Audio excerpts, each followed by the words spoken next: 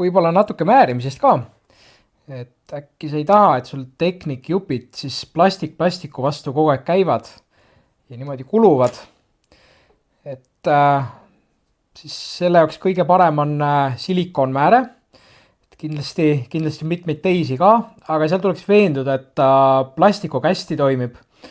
Et mitmetele määretele lisatakse lisandeid, mis muudavad plastiku hapraks. Seega silikoonmääre on ilmselt kõige kindlam. VD40 ei ole praktiliselt mitte millegi jaoks hea määre.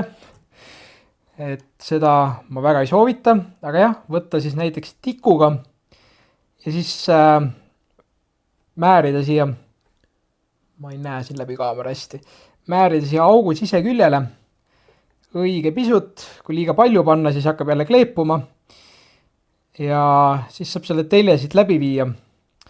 Ma soovitan just augu poole panna seda määret, et seal on lihtsam seda ringi ajada ja teiseks sa ei pea vaatama täpselt kuhu kohta sa tahad panna, et ütleme, et sul telg peab selle koha peal olema, et siis sa ei pea hakkama mõõtma seda, paned sinna auku ära ja ta on sul juba õige koha peal.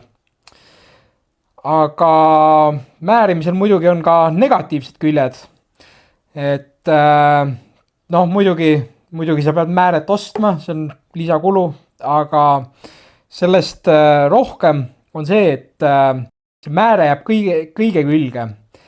Ja kui sa natuke kuhugi paned, siis sul on sellega sõrmed kohe koos ja kogu ehitusprotsessi käigus siis pead sa rasvaste sõrmedega majandama.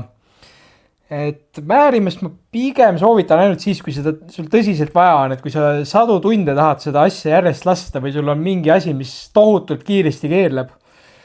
Et selle puhul ilmtingimata ei ole vaja, et ta jookseb muidugi määrides hästi, aga näiteks see on täitsa ilma määrimata ja meil 10 tunde jooksnud, mitte mingit probleemi ei ole.